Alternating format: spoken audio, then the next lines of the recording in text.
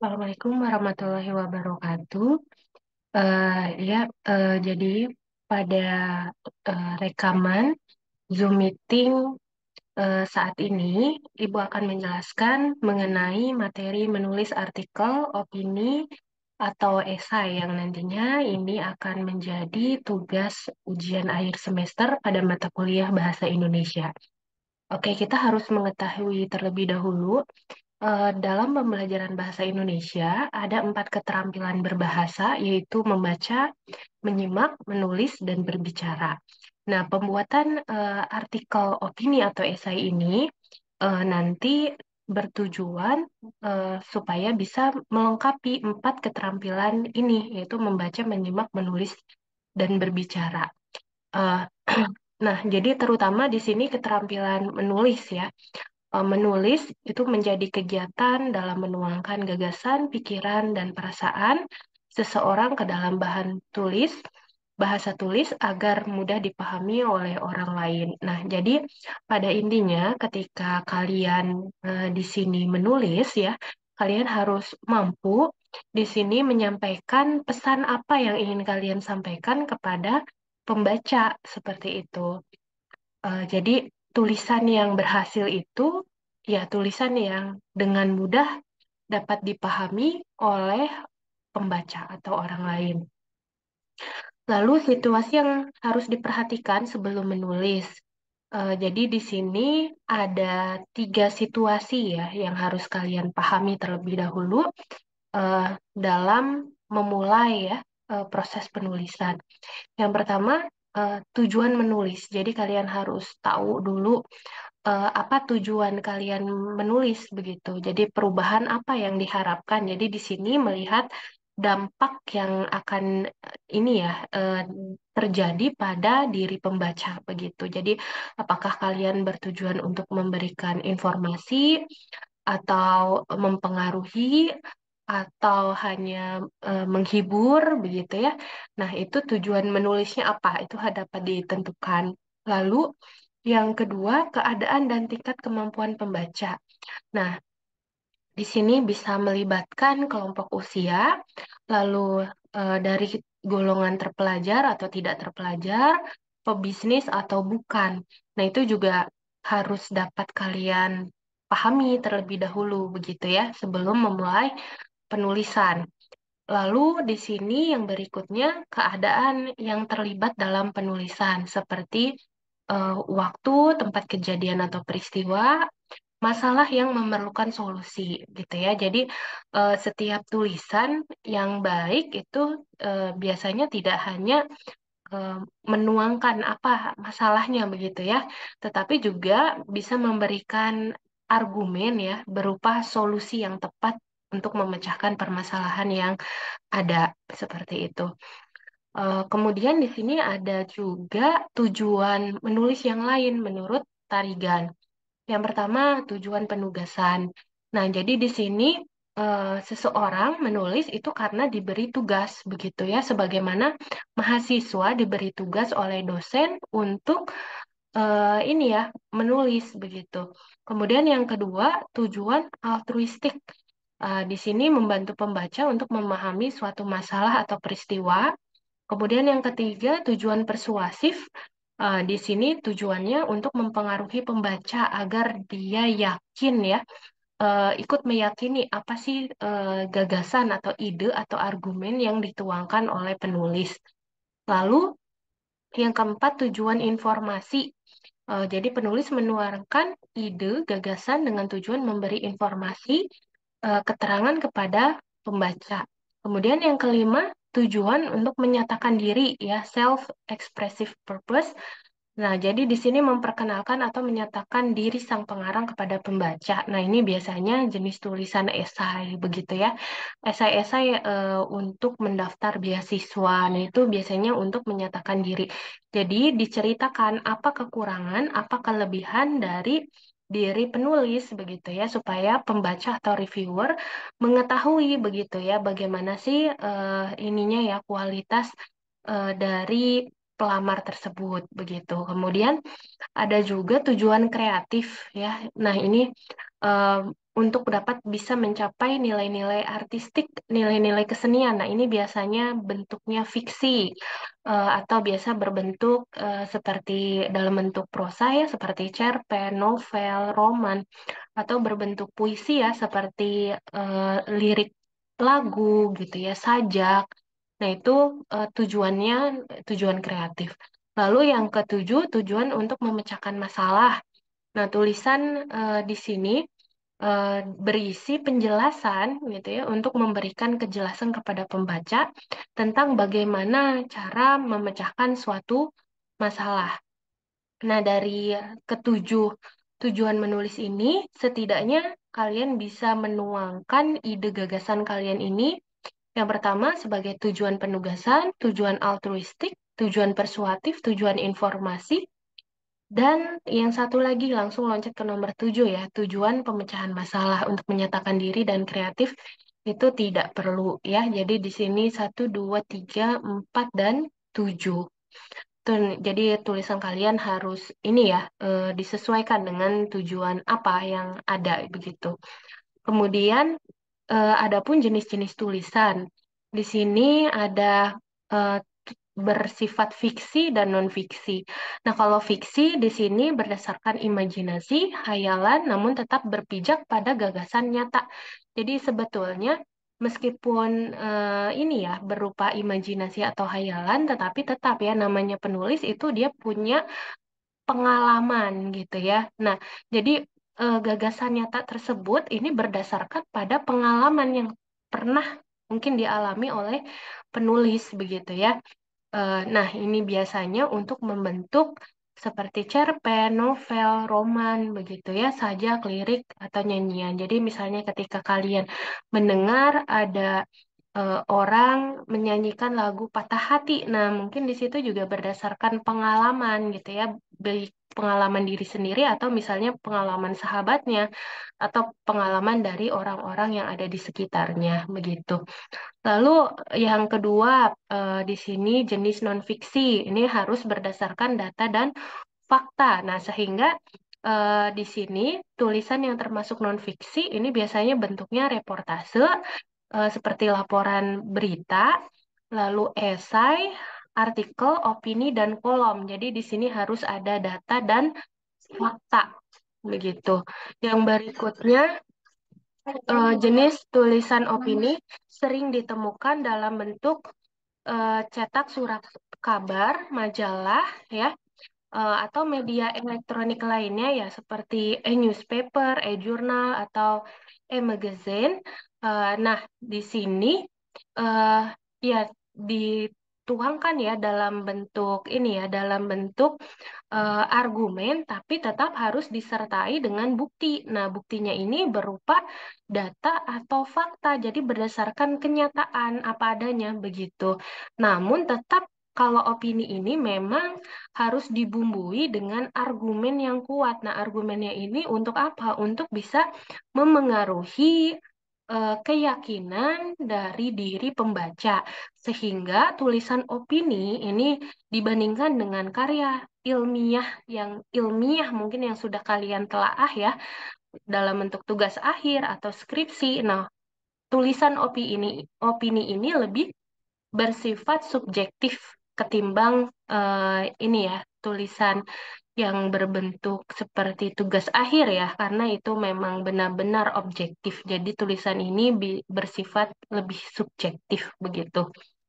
Lalu isi tulisannya ini berupa pendapat yang mengacu pada fakta, peristiwa, pemikiran logis penulis begitu ya. Meskipun subjektif, tetapi harus sesuai gitu ya faktanya, peristiwanya. Kemudian kalau ada solusi begitu ya, itu pikiran logis begitu ya. Jadi harus tetap masuk akal gitu ya argumen yang kalian kemukakan dalam tulisan. Lalu di sini ada sistematika artikel opini. Jadi di sini artikel opini ini kan masih termasuk ke dalam karya ilmiah, tetapi karya ilmiah populer. Nah, sehingga kalau dilihat dari sistematikanya ini lebih ringan begitu ya, lebih sederhana. Mulai dari judul, nama penulis, pembuka tulisan, bagian pengait, isi tulisan, dan juga penutup. Nah, kemudian kalau kita lihat di sini, coba kita lihat di sini ada gambar seperti bentuk piramida terbalik. Kenapa? Karena dalam artikel opini, begitu ya, atau karya ilmiah populer, hal-hal yang penting, yang paling penting itu kalian harus tuliskan di bagian awal, begitu ya. Nah, jadi bisa juga diawali dengan pertanyaan jawaban dari 5W1H. Jadi apa, di mana, kapan, mengapa, siapa, dan bagaimana. Nah, ini dipaparkan dulu nih di awal begitu. Nah, yang berikutnya hal-hal yang lebih detail seperti teori, definisi. Nah, itu bukan ditaruh di atas gitu ya, tetapi malah ditaruhnya itu di bawah begitu ya, di tengah-tengah. Nah, ini ya, kemudian data hasil wawancara, kemudian data angket, data dari studi literatur. Nah, itu semua ditaruh di bagian neck atau di bagian body. Nah, ini ya, jadi untuk eh, mendukung informasi yang sudah dikemukakan di dalam lead gitu ya. Kemudian kalau memang melakukan wawancara ya, itu siapa, membicarakan mengenai apa, lalu ada detail informasi atau ada kutipan-kutipan, nah silahkan kalian masukkan ke dalam neck atau body. Kemudian bagian penutup leg ya. Nah, di sini sedikit pentingnya gitu ya. Jadi yang apa informasi pentingnya ini paling sedikit ini di bagian leg ya, karena leg ini biasanya sebagai background dari berita, kemudian ada ini ya informasi yang additional begitu ya. Jadi yang tidak begitu penting ya, tetapi mungkin perlu dibicarakan ya silahkan dituliskan di dalam bagian leg ya begitu atau bagian penutup. Nah, jadi ingat ya, ini ya, jadi strukturnya ini bentuknya seperti piramida terbalik. Jadi dari yang mulai paling penting, yang penting, hingga yang kurang penting. Oke, nah yang berikutnya, adapun langkah-langkah menulis artikel opini. Nah, ini kan untuk UAS ya. Kalian harus bisa mengenali sumber bahan tulisan. Nah, bahan tulisan itu bisa dari lingkungan, berdasarkan ini ya pengalaman langsung ataupun yang tidak langsung. Nah, misalnya melihat adanya gejala alam, kecelakaan, momen tertentu, cerita lisan atau obrolan itu juga bisa menjadi sumber bahan tulisan gitu ya untuk mengangkat sebuah isu permasalahan. Lalu yang kedua, eh, mencoba yakin nih gitu ya bahwa kalian bisa menulis begitu ya. Pokoknya percaya diri aja, mau salah mau benar, pokoknya tuliskan dulu gagasannya.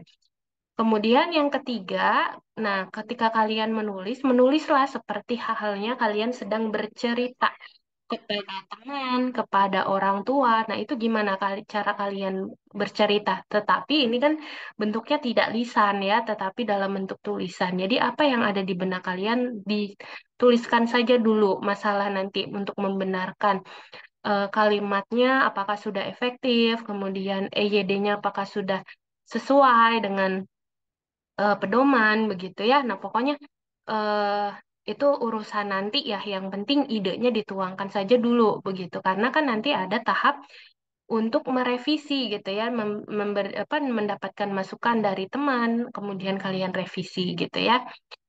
Kemudian belajar menulis dari seorang epistoholik. Epistoholik ini orang yang ketagihan atau kecanduan dalam menulis gitu ya. Menulis apa? Menulis surat-surat pembaca. Jadi ingin berkomentar selalu gitu ya. Nah, mungkin kalau masa sekarang ini kan ada ya media ini ya, media apa? Sosial begitu ya. Kemudian kalau ada caption dari yang mengirim kan ini ya berita, terus ada netizen ya, netizen yang apa di sini biasanya membalas gitu ya, membalas dari apa yang disampaikan di dalam media tersebut begitu. Nah, itu sama aja seperti itu ya. Pokoknya kritisi saja dulu permasalahan apa yang ada, tuliskan saja dulu seolah kalian sedang bercerita. Nah, setelah itu baru bisa kalian revisi begitu tulisan tersebut. Nah, jadi revisi itu terkait kalimat efektif, kemudian terkait paragraf, kemudian terkait ini ya isi kontennya itu bagaimana ya sudah sesuai atau belum dengan topik atau tema yang dibicarakan. Nah, kalian bisa saling bertukar di sini dengan teman gitu ya untuk dapat mendapat masukan gitu ya. Sehingga kekurangan apa dari tulisan kita, nah itu bisa ter ini ya, bisa dibaca dan bisa direvisi begitu, direvisi kembali. Kemudian di sini hal-hal yang perlu diperhatikan dalam menulis artikel opini. Jadi aktualitas, jadi permasalahannya memang sedang hangat dibicarakan di tengah masyarakat, lalu gunakan bahasa yang lugas, lalu pentingnya otoritas ya. Kemudian otoritas, oh ya, di sini otoritas berbicara mengenai otoritas ini harus sesuai dengan bidang bidang ilmu yang kalian miliki masing-masing begitu.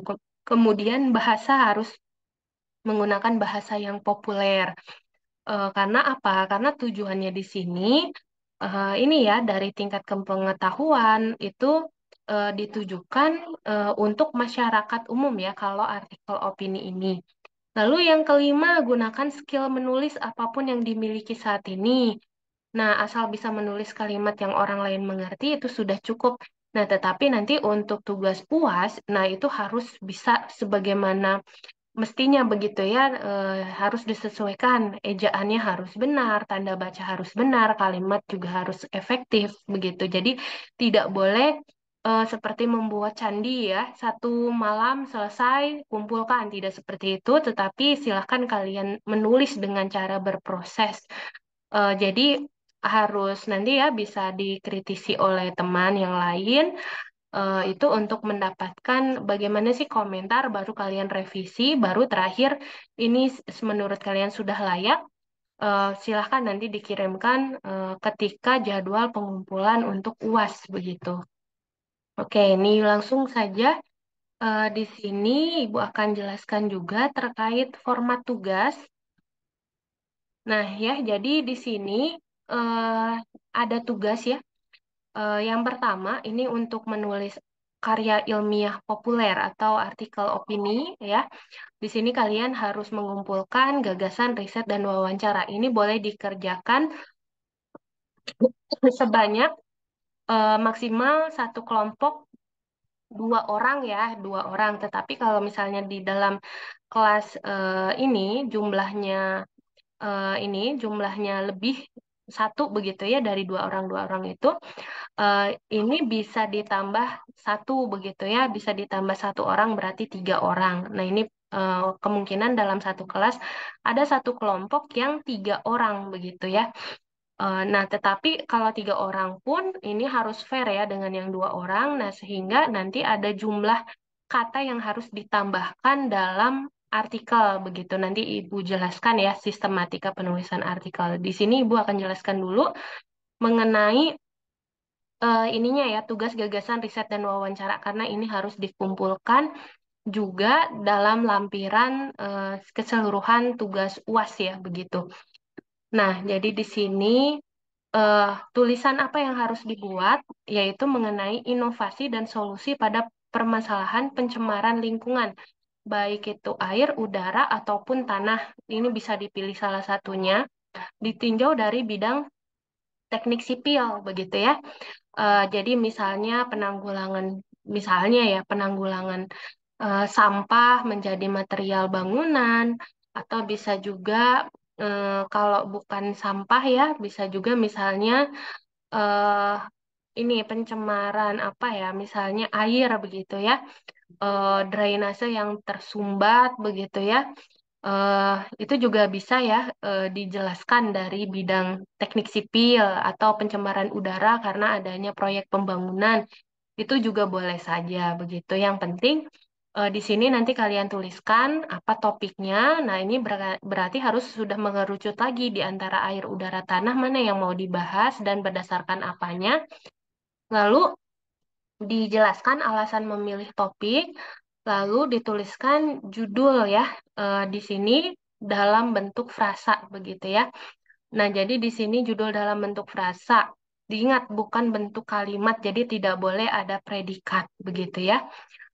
Kemudian data yang akan dicari dan digunakan dalam artikel sebagai fakta atau bukti apa begitu datanya. Misalnya data hasil wawancara, data hasil studi literatur berupa apa begitu itu harus dijelaskan di sini. Lalu di sini eh, ini ya riset melakukan riset melakukan studi literatur dari 7 sumber bacaan yang berkaitan dengan topik apa yang akan kalian buat. Nah, ini misalnya kalian cari dari misalnya dari Google Scholar atau bisa juga dari Garuda atau bisa juga dari DOAJ atau bisa juga misalnya dari Research. Nah, dari ResearchGate ya atau dari portal yang lain itu juga diperkenankan. Yang penting di sini minimal 7 sumber begitu ya. Nanti dituliskan ini ada contohnya ya. Sumbernya dari mana, terus judulnya apa, terus di sini eh, ini ya uraian isi artikel yang di ini ya yang ingin diambil dan di sini berkaitan dengan topik begitu ya yang dibahas. Nah, jangan lupa ditulis citasinya. Ini ya Suharyanto contohnya ya Suharyanto 2021. Nah, ini harus muncul nanti di bagian referensi. Ini juga melatih ya harus menggunakan Mendeley begitu. Jadi ini ditulis terlebih dahulu ya ini uraiannya.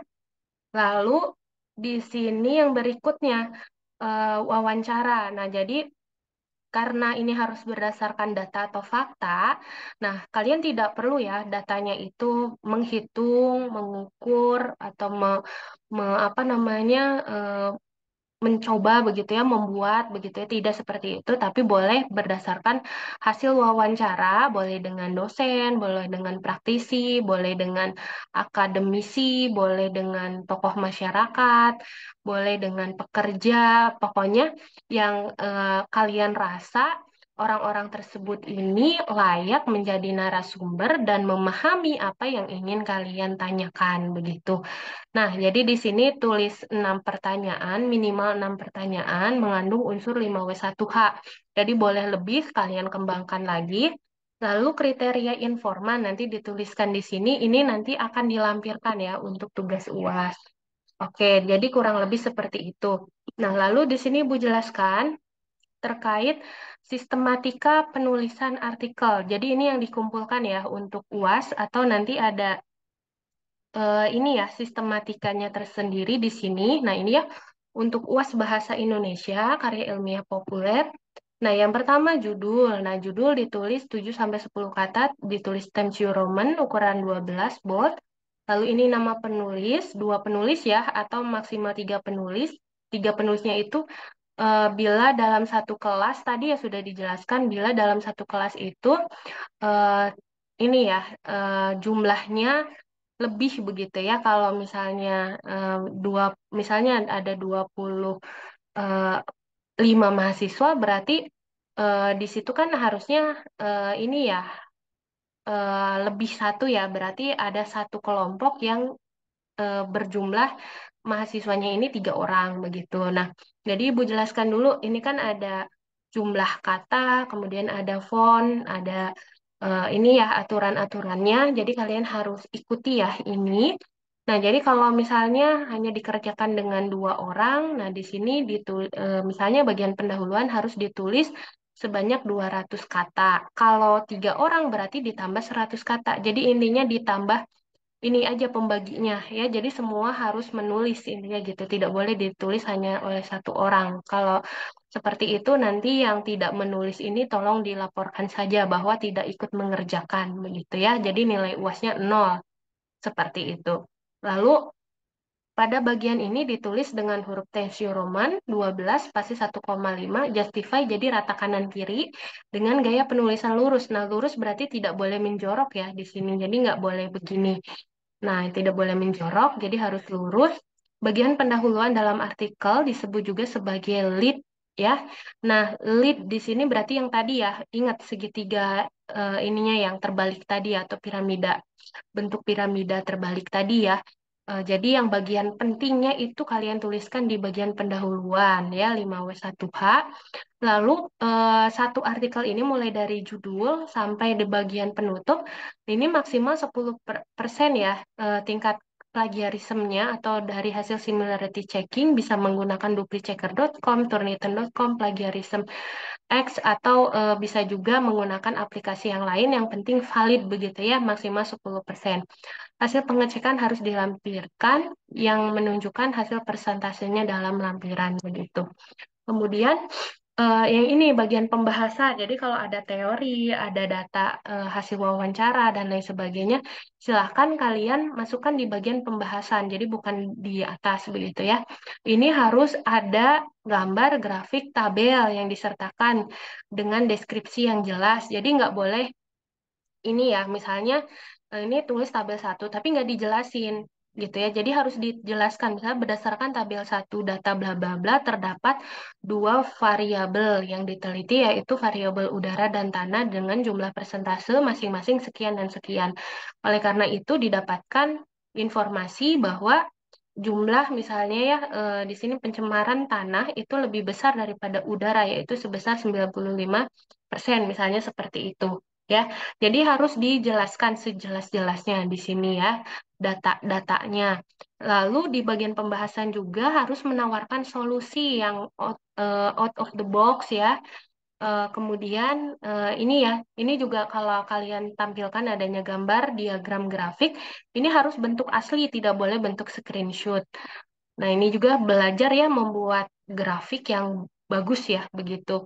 Lalu tuliskan sumber kalau ini dokumen pribadi ya berarti di sini kalian tuliskan dokumen pribadi tahun berapa begitu ya.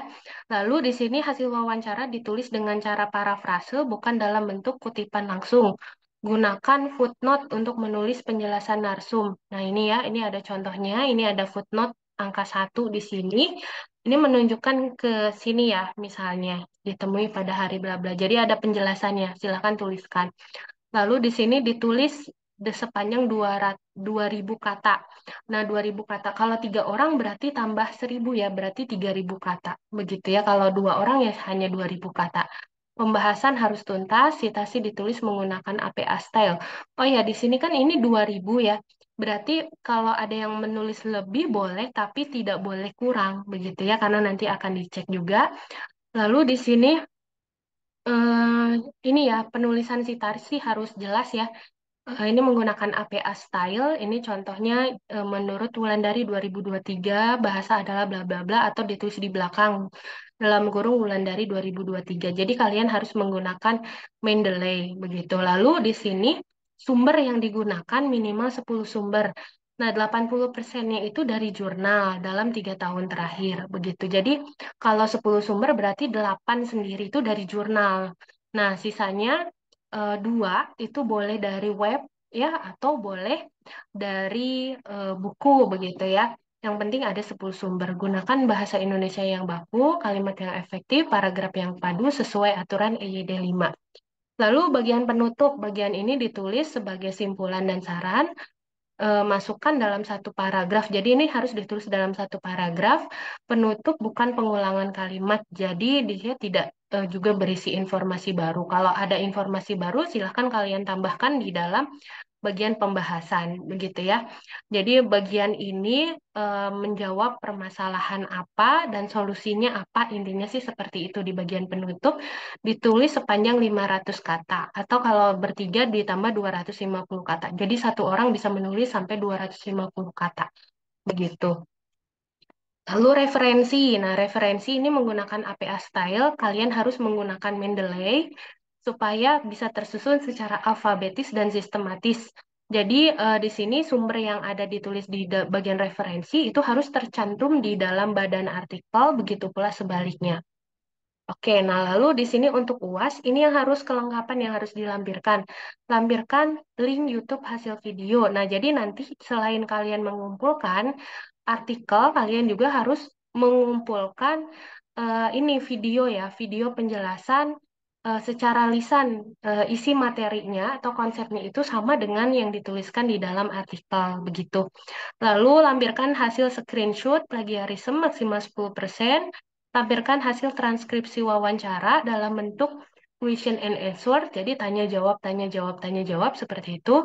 Kemudian lampirkan hasil angket opsional, ini kalau yang menggunakan Google Form. Kemudian lampirkan foto dokumentasi wawancara. Jadi ada dokumennya ya, kalau memang menggunakan Zoom meeting ya silahkan ada screenshot buktinya. Lalu lampirkan tugas gagasan riset dan wawancara. Jadi tugas yang eh, sebelumnya yang dibuat mengenai gagasan riset dan wawancara itu juga dikumpulkan, dilampirkan di dalam satu file begitu ya, kumpulkan saat UAS Bahasa Indonesia. Yang berikutnya Ibu jelaskan, ini yang nomor satu ya karena harus ada video. Nah, ini ya karena harus ada penilaian mengenai berbicara, jadi di sini ada ketentuan pembuatan video. Jadi presentasi dilakukan dalam bentuk video kreatif. Nah, videonya harus berlatar tempat objek yang dibahas dalam artikel. Ini sebagaimana video liputan atau dokumenter atau vlog atau film pendek. Jadi terserah ya bisa mengikuti yang mana. Lalu durasi maksimal 10 menit dalam format MP4 diunggah di YouTube masing-masing.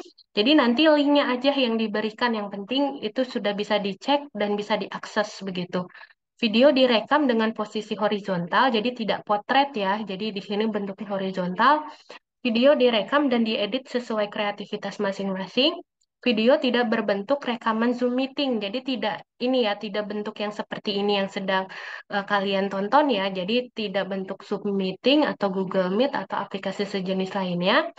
Video menampakkan wajah dan full body, tidak hanya narasi dari mahasiswa. Video harus orisinil dan berkonsep. Audio editing diperkenankan, tapi penilaian dilihat dari konsep kesesuaian materi dengan karya tulis yang dibuat. Lalu video tidak mengandung sara dan tidak melanggar hukum aturan yang berlaku. Adapun kriteria penilaiannya, ini untuk penilaian juga ya untuk UAS, ini kesesuaian dengan jenis atau bentuk video yang dipilih, apakah itu film pendek, vlog, dokumenter, atau reportase ya begitu. Kemudian substansi dengan tema, kesesuaian materi video dengan karya tulis yang telah dibuat, pengambilan angel, momen, dan juga pencahayaan, kejelasan intonasi suara narasi, lalu kreativitas pengambilan latar belakang, objek penyerta yang diceritakan, sudut pandang, angel pengambilan video, nampak full body, wajah tidak hanya narasi saja, penambahan background musik yang menarik, dan tidak mengganggu penjelasan. Begitu. Jadi ini masing-masing nilainya sudah ada ya di sini ya penyertanya.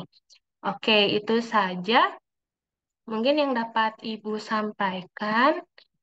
Ya, kurang lebih seperti itu ya. Mudah-mudahan kalian bisa mengerjakan dengan baik. Selamat menulis dan eh, selamat mencoba melakukan wawancara begitu ya. Ini juga berkaitan dengan proses belajar begitu. Jadi ada pengalaman ya dari saat ini untuk menulis jenis karya ilmiah. Nah, salah satunya yaitu karya ilmiah populer dalam bentuk artikel, opini, dan esai. Nah, itu semua nanti dikumpulkan, berarti masih ada waktu ya, sekitar 2 minggu lagi. Nah, dipersiapkan aja ya, pokoknya tanggal 17 Juli 2023 itu harus sudah selesai semua, begitu ya, karena nanti itu untuk UAS ya, ujian akhir semester pada mata kuliah Bahasa Indonesia tahun 2023, begitu ya. Oke, itu saja Ibu akhiri. Selamat mengerjakan semuanya, sehat selalu, sampai jumpa. Ya, Ibu akhiri, wabillahi taufiq walhidayah. Wassalamualaikum warahmatullahi wabarakatuh.